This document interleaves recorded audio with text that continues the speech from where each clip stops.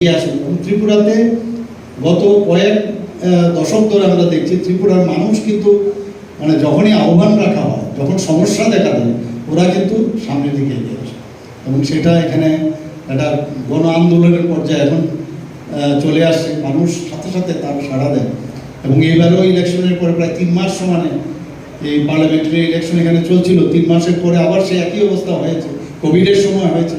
কিন্তু আবার যখন আমরা আহ্বান রাখলাম, দেখলাম আপনাদের মতো অন্যান্য যে সংগঠনগুলো আছে, রাজনৈতিক সংগঠনই হোক, স্কুল, কলেজ এবং বিভিন্ন ক্লাব, সমাজসেবী সংস্থা, তারাও কিন্তু এগিয়ে আসে।